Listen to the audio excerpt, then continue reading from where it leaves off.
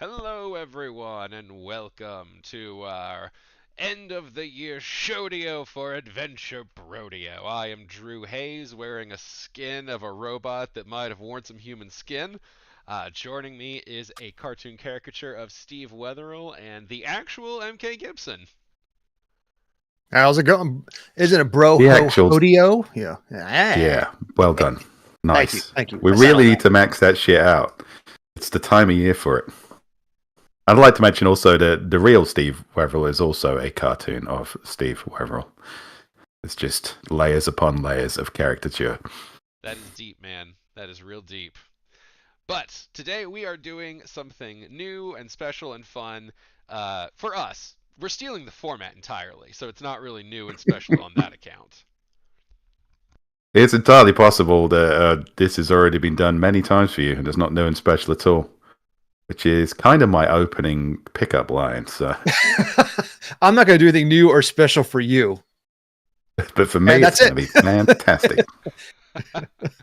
All right. So, starting us off, I'm going to kind of jump right into it because we only have an hour and we have a lot to get through.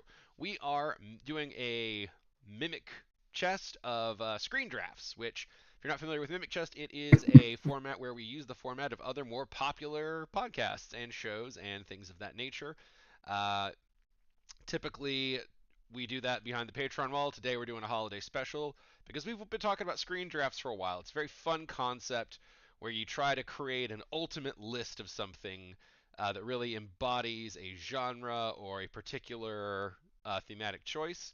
Today, we are doing Christmas holiday movies. Um, I don't know if the guys fully remember how this works, but I No, will. Nope. So, we're no going ho ho. we're going No. Well done. Yeah. Yeah. We're going to have 7 movies that are going to be selected over the course of this. Okay, I have to move you guys, I'm realizing, because every time I put anything on that screen, it deletes you. Okay, there we go. It's a learning process. So, we're going to create a list, a draft of the best ultimate Christmas movies. Like this is the one. Like if you had to put a list into the Smithsonian or give it to aliens to save the world or rekindle your spirit of Christmas to get out of a time loop where you're stuck masquerading for so long it feels like you've just become a robot and everything has lost all life and meaning. Anyway, whatever your hypothetical situation you might be stuck in Dude, at this you particular just moment. named like the last 5 Jesus. consecutive Christmas incidents I had. Been spying Just on me. exactly. There's this loop of drudgery, but wow, you really put a bow on it. Well done. Man, this robot face looks a lot more menacing sometimes than I really think it was intended to. But so how it's going to work is they are going to draft together. They are going to have different spots. There's going to be a drafter A and a drafter B. And how we will determine who gets what will be revealed in just a moment. But let's go over what the process is. So, drafter A will select movies 7, 6, 4, and 2. Drafter B will select movies 5, 3, and 1. So B gets less picks overall, but you get that number 1 pick and you get some higher stake picks. Each Okay. person C. will have 1 veto. So, as you are presenting these, you are not immutable from contradiction. Because you guys are working together. You each Oh, I have see. you each have 7 movies, and I'm gonna tell you, there is not enough race on this list for all those movies. So, you guys Oh are going to no. have to defend, explain, make sure that every pick you put on stays there. Now, if you choose not to veto, and we do this again, those vetoes do carry over. So, that's part of the screen draft format that we're stealing, and if it goes well, we've certainly gone to mimic chest wells more than once for water. So, keep in mind that if we want to do this again, that is a component on the scale. All right, now, as to how we will determine who goes first, I'm going to give you guys 10 seconds to answer just so no one has any time to do some quick Googling. But Oh no. You don't know how fast I can Google. So what I'm really is. slow at Googling. So the first Christmas special is generally recognized to be Rudolph the Red-Nosed Reindeer by Rankin Bass, at least as far as TV goes. So, Sure. whichever you can tell me the year that premiered, closest, you can go over, I don't care. Closest one gets it. 1960. 1978. 1978 from Steve. What was yours, Gibby? 62. Fucking, I've never seen it. 62. Gibby, you got it within 2 years. It was 1964. Okay. So, Gibby, Okay. you get to choose which drafter you want to be. I will go with the one with more picks, but I'll give Steve the one that gives him like the top spot because I don't want that kind of pressure. I'm new to this. I and, didn't want that kind of pressure. No, well then like, you crumble. Okay, then I'll take it. You know, no, I want it. Fuck it. You get the pressure. All right. Yeah, you won. You get whatever you want. So, all right. Gibby, you're going to take drafter A, where you get picks 7, 6, Yep. 4, and 2. Okay. All right. So it means I get to pick my first pick, and I get to but we're starting low, so don't go off your don't blow your wad. Go with your lower ones first, correct? Right. I mean, yeah, this is still representational of the Christmas list that you want to see. So, Okay. Christmas is I want to see. Got it. yeah, and if you guys Well, my watching whatever, YouTube, it's you should now Christmas. be able to see. Yep, there we go. There is the tier list. Well, I had to use a tier maker list, but it's just the draft order. Very cozy. Indeed. I had to cover up the fire for it because now the fire is right here. It's the content. Nice. All right. Hayes. I don't think we did introductions. You just started By the way, eavesdropping on the wrong people. 12 minutes in, and No, we probably did. All right. Do you guys have anything to plug before we get too deep into this? all my books. Just go to Audible or Amazon, look up MK Gibson, and buy all my books. There's my plug. Yeah, Google Steve Wetherill, buy whatever you find. If it's some other Steve Wetherill, that's just life. It's fine. And I will throw in a plug for Rover Powered 2, available on print, ebook, and audio. People seem to be enjoying the family-friendly series about an aspiring alchemist and her faithful dog, who are incredibly overpowered for the task they face. See if you like it too. All right, and with that out of the way, Gibby, we're going to throw to you because you have the first choice at number 7. All right, Ed. All right. Number 7. Do I get a spiel first, or I just go to the movie, or go to how are we working this? Because we're doing a whole. Okay, we're doing a show here. Okay, so here you can fantastic. That's all I needed to hear, baby. So when it comes to Christmas, as I've gotten older, I am my magic love has been diminishing more and more and more. I'm an only child, so Christmas wasn't that big a thing. My wife's an only child, and we only have one child, so Christmas is kind of small for us, and you're really trying a hard time to find the magic, especially now that the kid's around 13. So there's that mix of like losing your sense of magic, but it's still there. And holidays for me is always a mix of like wonderment and nihilism. And unfortunately, I can't unlink those two together, which is why I bring to my first pick a film that it came out in 2020. And it's a little questionable, but it is the movie Batman. It stars Mel Gibson, Walton Goggins, and it tells a story of this kid who got a lump of coal on Christmas, so he hires an assassin to kill Santa Claus. Kris Kringle, played by Mel Gibson. Now, Santa is now living in Alaska.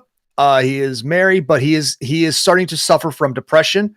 The world is getting darker, and he's taking the blame for it. He feels like he hasn't given enough holiday spirit, and his own depression is being reflected back in the kids. So obviously there's the great action scenes. There are things going on where the assassin's trying to come after Santa, but Santa actually has to like rent out his elves and his workshop to the U.S. government to make ends meet between holidays.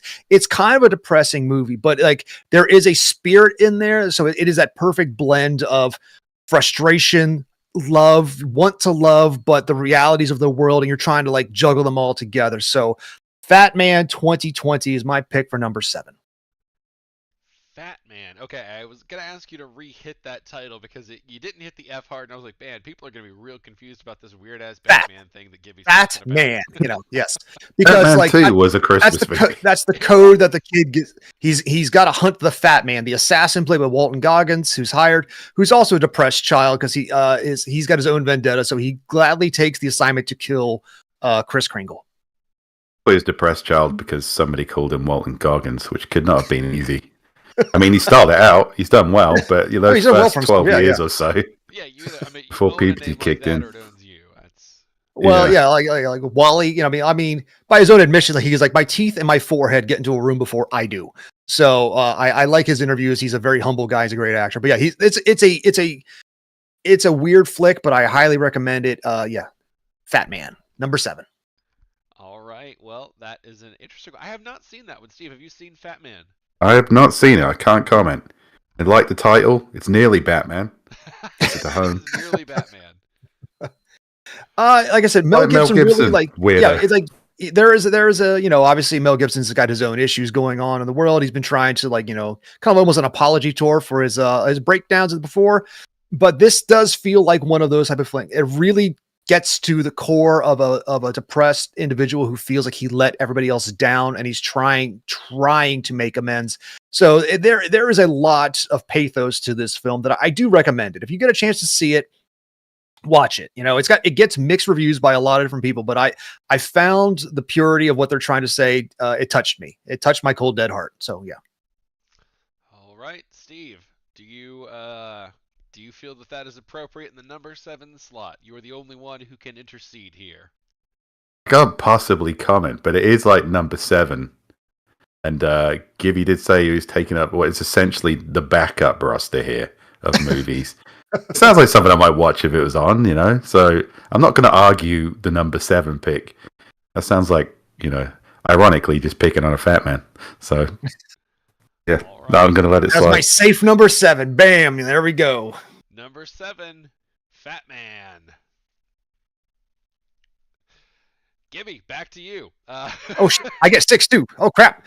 Okay. You get two back to Ta- back because of the nature of this one. all right. And So Steve will have to step up to the plate.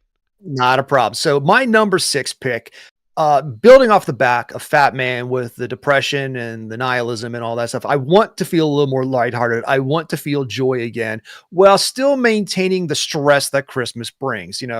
We'll probably get to some magical moments and some lighter hearted movies. I'm sure that'll happen, but this is that first stepping stone for me, which brings me to National Lampoon's Christmas Vacation. Clark Griswold's search to make the ultimate Christmas amid the stressors that's going on. He doesn't know about he's waiting on the holiday bonus. He's got to deal with the in-laws upon in-laws upon in-laws and the stressors of the family and the trees and everything else. But there's a simple purity to Clark that Chevy Chase brings that's the reason this one has stood the test of time as being like when it's on and you want to watch it. You want to allow a little bit of joy in your heart because you kind of want to be that big kid that Clark Griswold happens to be and let the joy in despite the pressures of adult life. So that's why I throw Christmas Vacation in at number 6. So I will speak to Christmas Vacation too, but real quick, I wanted to circle back before we were too far from Fat Man. Steve Lotta in the chat asks, wasn't Fat Man and At the Movies? Was it? I don't think I was there Don't for that know. one, if so. Not I. If it not was, I officially. wasn't. Yeah. If the three of us weren't there, I don't think it was. So I think you're making something up now. Don't gaslight me. Did we? We've I mean, done some we've done a Christmas lot. movies. Yeah. A lot of ATMs, chat. I remember Mike more. says my mic's coming in a low. All right, I can turn it up. I actually lowered it a bit so I wasn't overpowering the other guys. You sound fine. All right. Well, this is for the YouTube side. I don't care about him. I'm just kidding, YouTube. Merry Christmas. Christmas Vacation. Yeah, I mean, Yeah. Vacation and Christmas Vacation are two of those like seminal staple comedies that you just. I mean, at least growing up in our generation where cable TV was a predominant entertainment source, like you just saw those motherfuckers. Yeah. Like Yeah. repetition. Like, I don't even know if I liked them originally or not. They're just so deeply ingrained in my brain at this point. That's how I feel about A Christmas Story. I think I've seen that more times than Star Wars, only because it was always on TNT or TBS 24/7, especially around the holidays. So I can tell you as a kid, I hated Christmas Vacation because it started with a cartoon and then wasn't a cartoon, which was always the most ultimate betrayal. As an adult, I'm like, every time except Batman. I was I'm sorry. with my wife about that, because like when I watched Saturday morning cartoons as a kid, you're watching cartoons, and you see this one more cartoon, but it's Soul Train. It opens with the cartoon train coming in, then it turns into people dancing, and that's how I knew it was cartoons were over. Mom was going to start cleaning, and it just kind of ruined the rest of my day. So yeah, it wasn't a cartoon, and it broke me, despite starting with one. I feel your pain, Steve. Also, watching as an adult who wasn't in like the 5% in the 80s. Oh no, I'm sorry, Clark. Do you have to live in your mansion without a pool? Oh, what a shame. Merry Christmas. Yeah. That's a very Frank Grimes, like, complaining about The Simpsons. Like, you have a beautiful home, and man, how do you afford this? The plummeting housing market has deeply reshaped the primary peril of Christmas Vacation.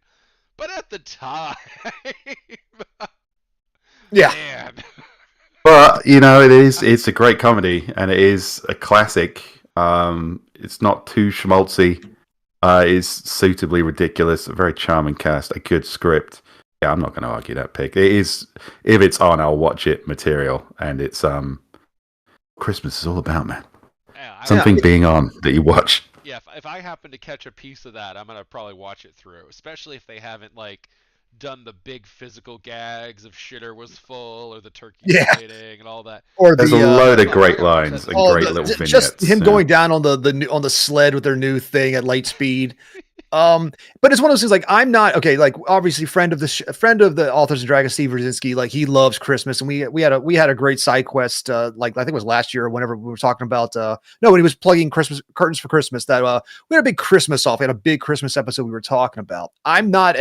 He loves the magic of Christmas, and I'm not as in love with the magic of Christmas, because it's always felt kind of like schmaltzy. But there is that Christmas Vacation is that level of like, that is I want to believe, it's like an X-Files kind of thing. I want to believe in the magic of Christmas, and like letting your heart open up a little bit. So that's why I like Christmas Vacation so much.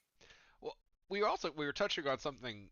It's a style of comedy that isn't really in fashion anymore, but rather than being a narrative comedy, which is almost the established norm all the time now, it was kind of more a segment comedy where you could just walk into a scene and know there were going to be like 2 to 3 bits in that scene that were very funny. It's like, it's this bit, It's a stack of about 10 great skits. Yeah, it's the comedy version of Goodfellas, because Goodfellas doesn't really have a through line. It's a lot of like one act plays that are kind of edited together to be one film.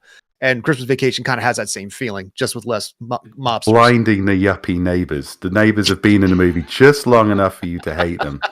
Even though they got a completely reasonable dislike of their wacky, horrible neighbor. You would hate the You'd 100% exactly. But Drew, look at their matching tracksuits, and they do so well at being unlikable pricks.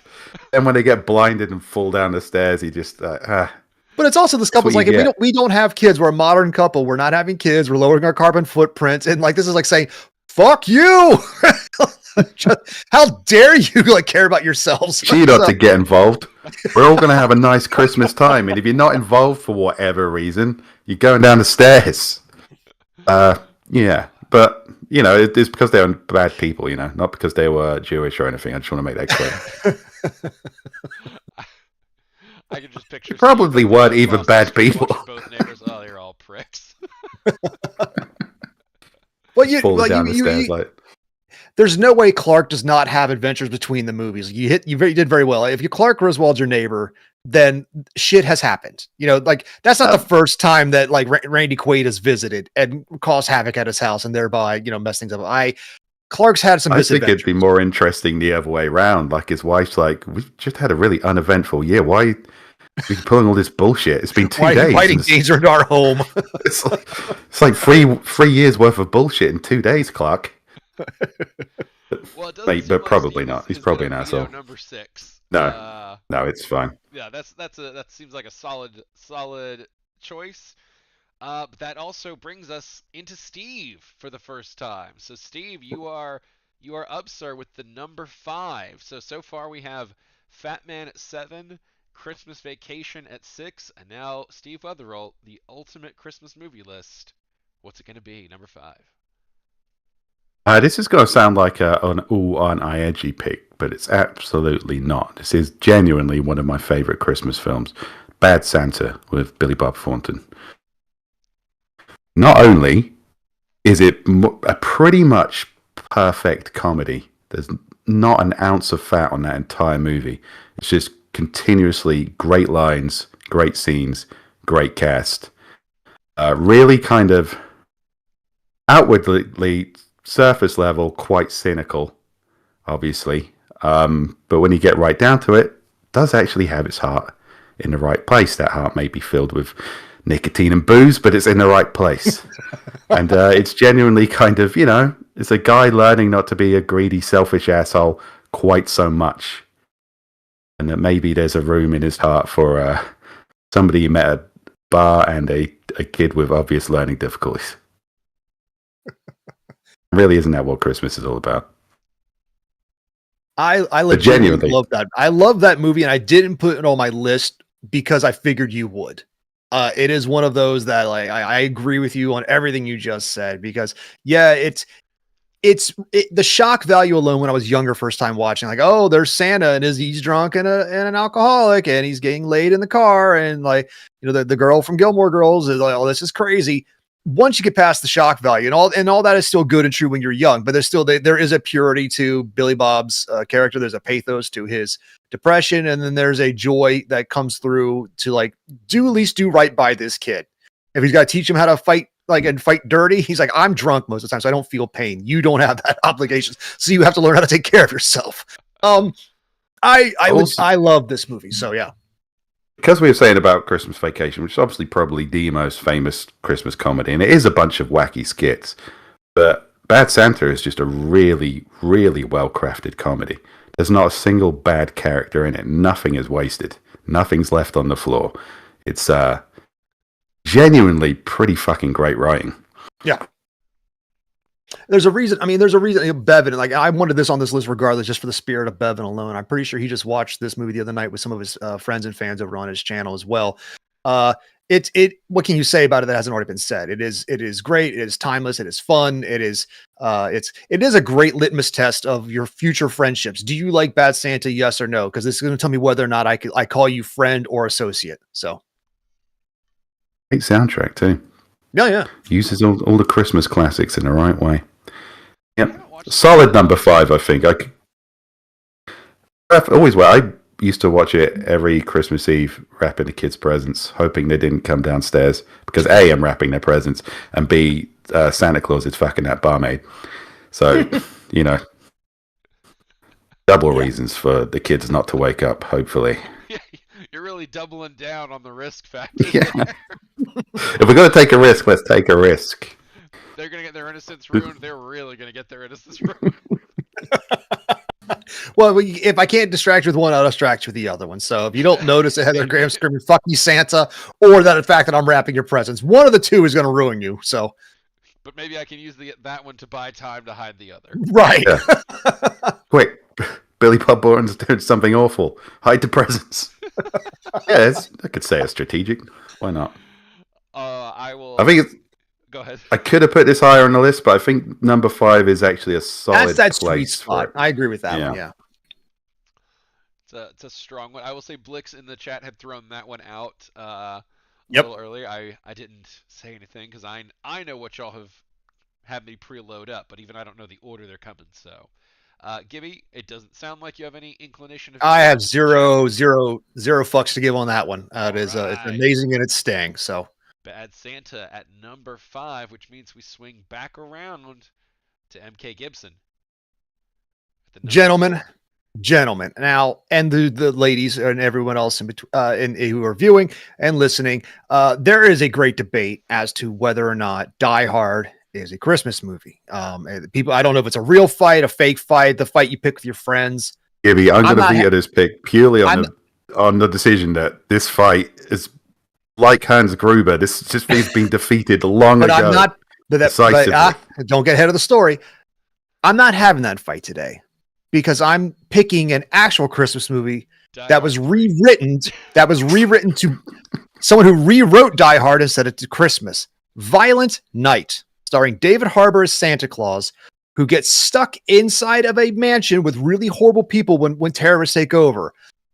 Santa Claus has to fight his way through multiple levels with the help of the little girl and the Al Pal playing the Al Pal role as his conscience, as to help Santa battle his way through layers and layers of crooks, gun wielding commandos, violently, hilariously, and bloodily to bring Spirit of Christmas back to a bunch of assholes. Violent Night is the first R-rated movie I took my son to. He sat in the theater at was it this time last year? It was he was 11 and a half, 12 years old. He's like, can I be here? And I trusted my son to sit there. So I've already heard ahead of time. This is something you've seen worse on your anime videos. And it was a very special bonding moment for he and I. But that aside, they just did Die Hard, but with Santa. So there is no argument of whether or not it's a Christmas movie. And it's a great Christmas movie. It has all the action, blood, and guts you want from a Die Hard, but with a heart of message of gold. And also, don't fuck with Santa because he is going to hurt you. And it was amazing. So Violent Night is my pick for number 4. Now, did we do that one for an ATM? Because if you have not, it's too good. That's the thing is, it's not. No, it's an actual good movie. So yeah, it's. It would be a great watch along with. We could comment, but there's nothing to rip on because it is a solid flick. We've done ATMs on movies that are good, but just weird or unique enough that there's a lot to talk about. Yeah, right. We normally don't do just solidly good. Yeah. Conan's bad. When you're watching this flick, if you have not seen it, you will see the parallels obviously with Die Hard, because clearly those who love this movie did love Die Hard, and it really comes through. At one point, I think they even throw the Die Hard DVD case at somebody's head, pulled from his Christmas basket to throw it. So it's and subtle. Oh yeah, very subtle, very subtle. And they even said this, how are we doing all these things? Christmas magic, and it hits you right in the same kind of spots that Bad Santa does, minus the car fucking, and it warms your heart, it tickles your bloody bone, and it's all around a phenomenal Christmas movie for our type of fans. I think there's a parallel argument here being had by a bunch of middle-aged burnouts in vests smoking cigarettes going, no way is this a fucking Die Hard movie. In a parallel universe, it's it's Die Hard season, or rank your Die Hard. Yeah. You don't bring your Santa shit to Die Hard Day. All right, Steve, thoughts on Violent Night? Reluctant, I haven't seen it yet. I've heard it's very good. I'm not going to get into is the Die Hard a Christmas movie thing because it's annoying. And in order to veto this, I'd have to get into that argument. I don't want to. I would gladly if we want to do an ad hoc ATM by the end of this year, I would love to share this movie with everybody and we just watch along. I have zero problems with this. So it's a fun one. We could do it as a hangout or watch along or yes, an ATM. Agreed. There's a lot of options for that one. It's a good watch. It's a good fun action movie watch. I definitely. So you've seen it, Drew? Yep. But I'm just here to move the list. So there we go. Violent Night. But you've seen it? Fantastic. Yep. So if I was building a draft for top 7, Die Hard would be on it. But I don't think this deserves to be vetoed in any way. All right. Well, in that case, Steve, you're back up with number 3. You've got 2 picks left. Remember, this one is number 1 slot. Well, you see, I had some personality picks and some what I would regard inarguable classics.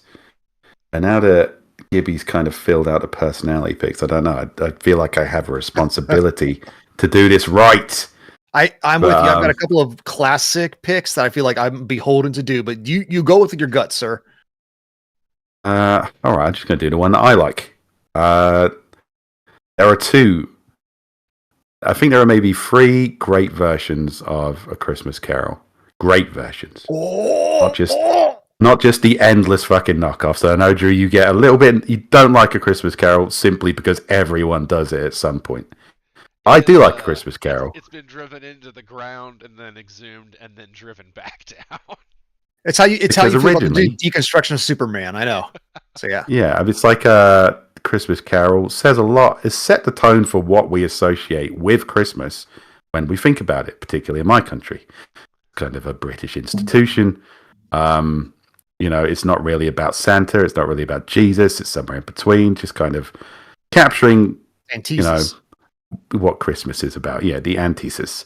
But yeah, but it is particularly very kind of Victorian, very English. But there is what I consider to be a perfect Americanization of it. That doesn't really rely on Jesus. Doesn't really rely on Santa. Doesn't really rely on the setting or iconography of the original at all. And I think it's the first probably great version of A Christmas Carol, and that is Scrooged. Booyah! Thank you, sir. It is such a fun movie. It's so wonderfully American. And I don't know if you watch it now as a grown-up. When watching as a kid, you don't notice this shit. But I watch it as a grown-up now. It's so frenetic. It's like it's just trying to get through it because it has to go to a drinks party later. But it's wonderful. All the casts are great. The director's great. All the ghosts are fantastic. The effects. The parts of it where it just suddenly drops into, actually, we're going to get a little bit spooky and weird now, are brilliant. They're just bizarre dream logic sequences that genuinely in some places are quite Bill Murray screaming for his life as his feet begin to burn in the crematorium. It's like, oh yeah, that was kind of you turned that one up to 10. Well done. And also Bill Murray having an emotional breakdown at the end of the movie, talking directly into the camera about how he's learned not to be a total asshole, practically crying. That's gets me every time. When as soon as you started this up, I'm like, please be Scrooge, because it's on my list. I'd almost argue put this as number one. In my personal list, this is my number one, but like I almost want to veto it just so I could put it back at number one, but I don't get the number one slot. I would veto your three if I had the one pick, and just so I could put it back in, but I'm not going to. Now it's gamesmanship. If you veto him, do you trust that he'll put it in at number one? Well, that's the thing. But once it's been vetoed, it's off his list, isn't it? No, or does he get to list? It's off that slot. He can bring it back. Because because that is my number one pick. Because I mean, you can get a bunch of the other classic Christmas movies, blah blah blah, but everything Steve just said is what it hit me in such a this is a personal moment for Gibby, because I have I had a real father that left when I was a baby, and I had a stepfather who was a piece of shit. And I didn't get to know my real dad for very long because he came back in my life and leave and come back, leave and come back. But one of those times he would take me he and I went and saw this movie together, and it hit me in everything I needed at that time in my life. And it is one of those I always come back to, because this is like you just said, this is Bill Murray, the spirit of Christmas, the spirit of like, stop being a dick. You have to like consciously make this choice. And if you can't, hopefully the ghost will mess you up. Like when he's screaming at when the homeless gentleman passed away, froze to death, and he's breaking down the crematorium. This is my number one. I don't know. Like I agree with everything you just said. Could this be our number one? And if I veto it, I'm only doing that in the hopes that it goes to number one, but I don't want to put words into Steve's mouth. This is why there's vetoes in the games aspect to it, is you guys this represents both of you. So all right, Steve, do you have something you like better than Scrooged? It's really a toss-up between that and another version of A Christmas Carol, which I will leave up to the audience's imagination. The Muppets Christmas Carol. No, my two personal favorites, not what I think would make the best list, right? Are probably Bad Santa and Scrooge. But yeah, I've got. Well, this is our list. We don't have to this is our A&D, you and I's. We have a responsibility, Gibby. Yeah. The Christmas. Do we have a responsibility to Christmas? You do. You're giving us to save him from the sad, I don't know. We've got to make an elf believe in himself again. Right. And like but Scrooge is that movie to make an elf believe in himself again. I'm going to pull the veto just in the hopes that it goes to number one. All right, Gibby has vetoed. Reasonable. Scrooge can no longer be in the number 3 slot. Steve, what is your new number 3 pick? Okay, if we're going on the... See, I loved Scrooge as a kid because it is genuinely magical and spooky. And I loved it as an adult because it is also very self-aware and snarky. It's a very great balance. So in that vein, number 3 is going to be Gremlins. Good call. Yeah, I mean, it's kind of... It came in the horror boom. And as a kid, I would watch any kind of horror VHS I could get my hands on or sneakily watch it from behind a sofa. I loved horror. I didn't realize that Gremlins wasn't really meant to be that scary until much later. But even when you watch it now, there are some really well-directed scenes. And every time I hear Do You Hear What I Hear, I always think, all right, I'm going to have to fight some goblins now, probably. But yeah, I mean, the great puppetry, a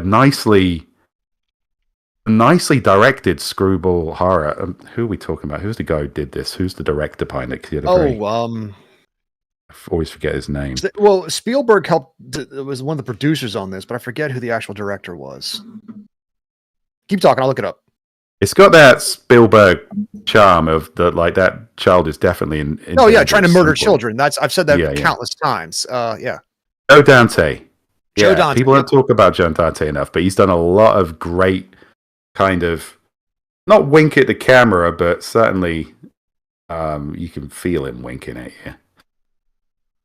But no, it's a good, solid comedy horror, and it's actually a great Christmas movie. I mean, it's kind of like, the Gremlins are commercialism run amok, and we have to learn that, we have to be responsible and all that shit. But I think the halfway through the third act monologue about what happened to that, I can't remember the character's name, but the Phoebe Cates character. My dad died on Christmas.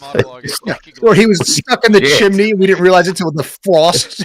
Yeah, just like that's brilliant, completely unnecessary. Like, and then about a scene later, some gremlin in a trench coat is flashing its imaginary cock. It's like.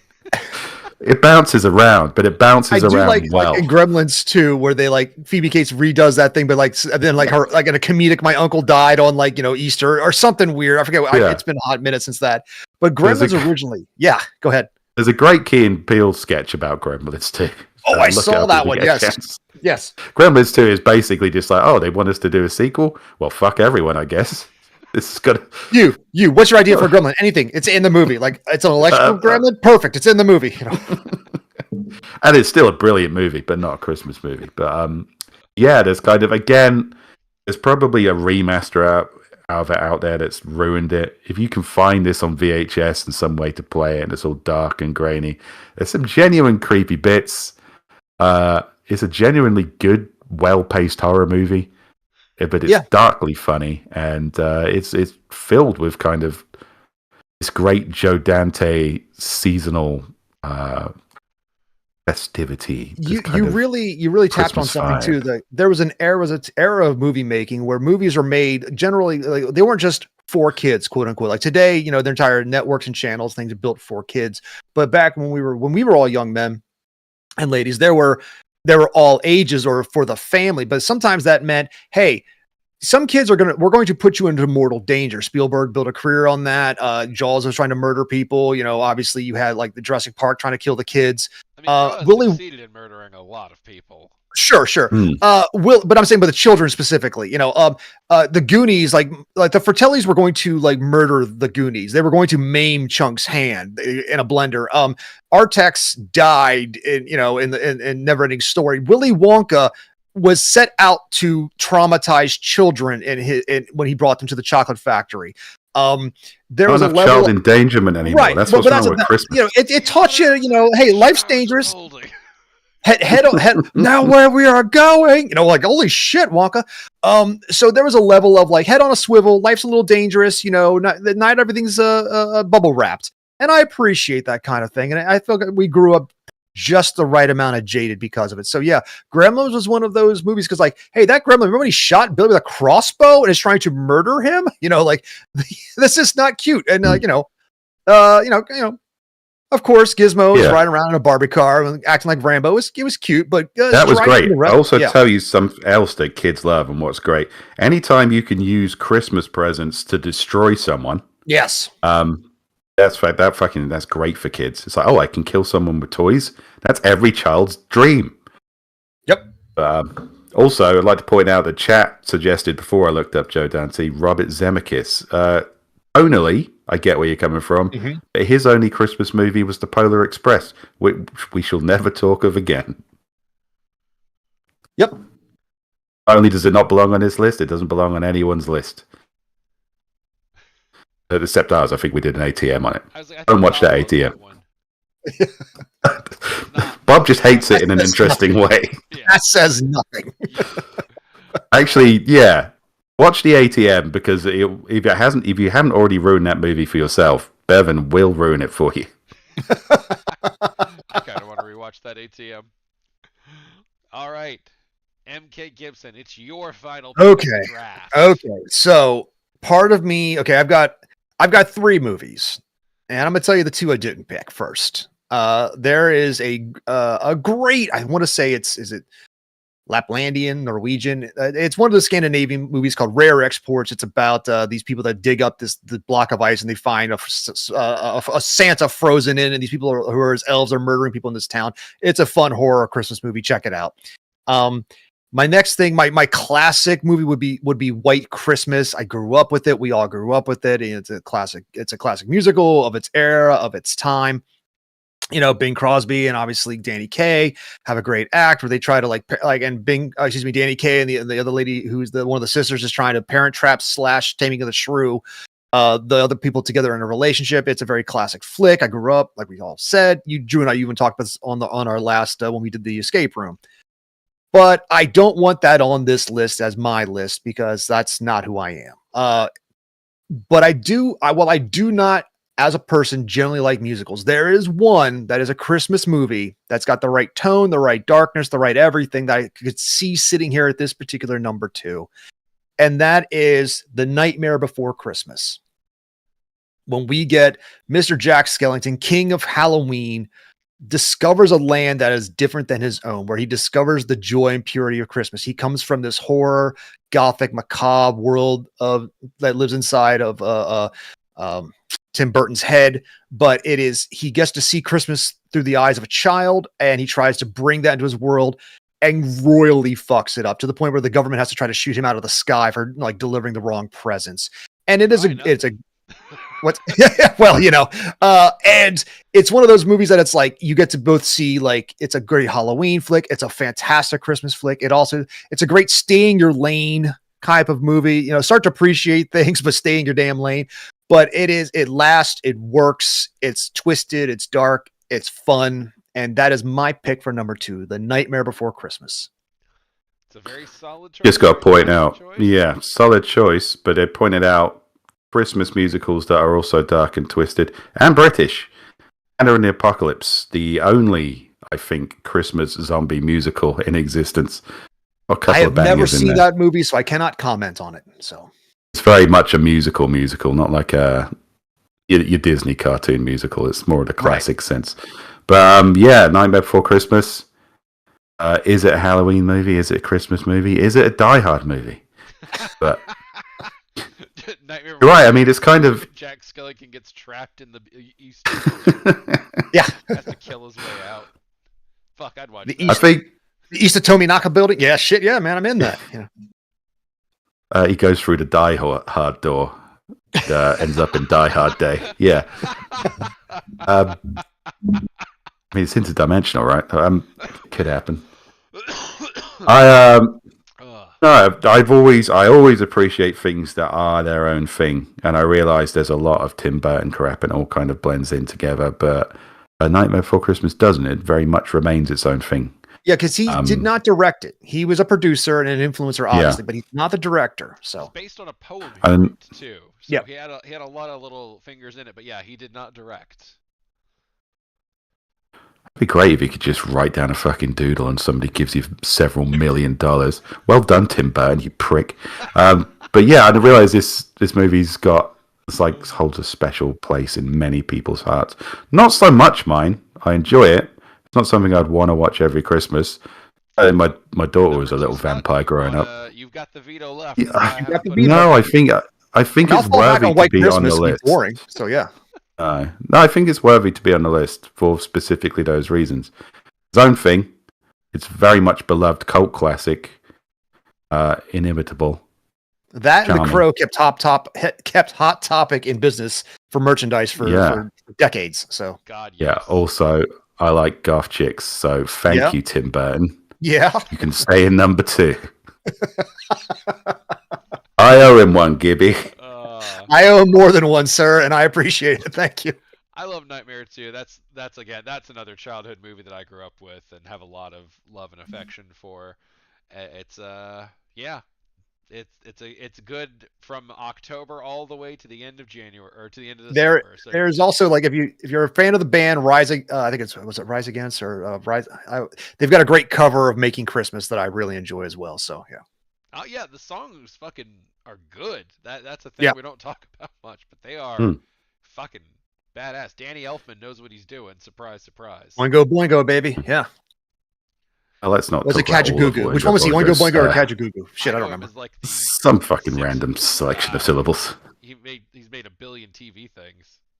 Yeah, as Right, long as but- we're not talking about I Like Little Girls by Oingo Boingo, then we can say, yeah, Right, that so- guy's got a great repertoire.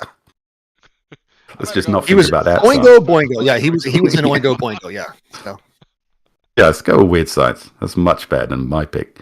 Yeah, I'm not arguing Your that. pick, Steve. There we go. Well, I think we flavored the list towards my original pick, but I did have a lot I wanted to go through. I did say this is one of my favorite versions of A Christmas Carol, but I don't think you can tell a classic tale more effectively than you can with Muppets.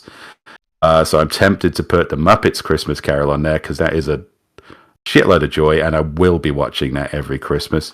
Other things I watch every Christmas, Love Actually. Oh, it's so problematic now. Fuck you. It's great. Love Actually was almost on my list. It is one of those, and I was going to defend it only because it's like, here are really messed up human beings during this time of Yeah. year. And it's the time of year that kind of like lets you look past the people's fucked upness and like see the core of the human underneath, why they're being I don't fucked care. up. It's fine. Yeah, It's I a love that movie. movie. I've met I real love that people. movie. Yeah. Yeah. Yeah.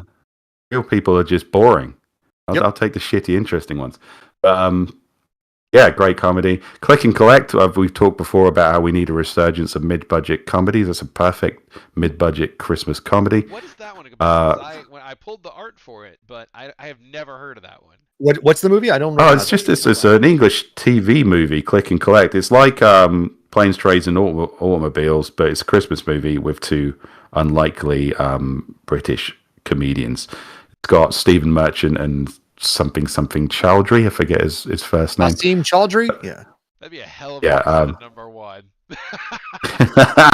A made-for-TV movie, which no one's going to watch or does want to watch. But no, I've got a lot I could put here. Home Alone, for fuck's sake, Home Alone. But no, it's going to be Scrooged. I think it suits the list, and it is generally one of my favourites, and I will be watching it. I agree. Scrooge is great. I'm glad you shouted out Muppet Christmas Carol. That is one of my favorites too. I would have been okay with that because I love Muppets Christmas Carol. It's one of the few Muppets I adore. So I've watched the Muppets ATM version we made more than once. I think that's what We had a good time with that one. Listening to all of us go after it and the running jokes of Robert Bevan and just realizing how freely everybody shits on Michael Caine in that movie. It's like, oh, Scrooge is so mean. It's like, well, maybe if you didn't open every day with a "fuck you" song. You're in your fifth verse about what a prick he is. Maybe he's up on that. Fuzzy This prick. might not be But, a one-way street here. That's what we're saying. Yeah, they've all got the kind of Bell complex. yeah, I would Wake have up every actually. morning you had thinking said about how Muppets you're too Christmas good for this Carol- town. If you had said Muppets Christmas Carol as your number one, I would have been okay. It's sad to have seen Scrooge go, kind of thing. But I'm glad it's there. But like that and Muppets Treasure Island are the two Muppets that I fuck with. That's a coin toss between those two. But considering the flavour of the list, I think Scrooge is very comfortable.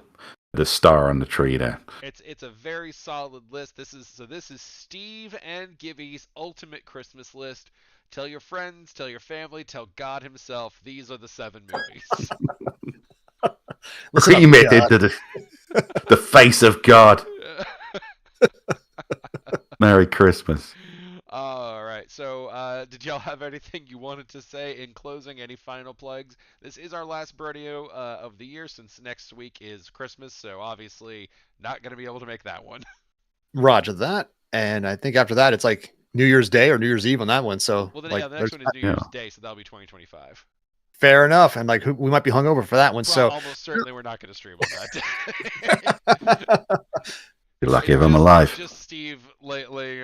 Oh, you fucking Just a live stream of me passed out on the sofa. 10,000 views. What the fuck? when did this become his OnlyFans? You just scratch your stomach from time to time. Yeah. So It's like, well, Steve's too big for us now. no, like the Christmas. I enjoy a good Christmas flick that has a little bit of like flavor to it, a little bit of quirk to it, a little bit of twist, and I think this list is very representative of that. It's good, like the mix of like little dark, little grim, little comedy, but the spirit is always there. Of like times can get dark, so there's a little bit of light if you look for it. But sometimes you really got to look for it and lean on your friends. So I think this list helps reflect that. So I'm good. All right. Well, hopefully you all are having a Merry Christmas, Happy Holidays, festive, whatever you particularly do or do not celebrate. Have a good December. How about that? Yep. Because we will see you next year for another Brodeo, Shodio, or whatever we have ready to go to. Until then, bye. All right, buddy. Bye, Odio. Bye ho ho hodio.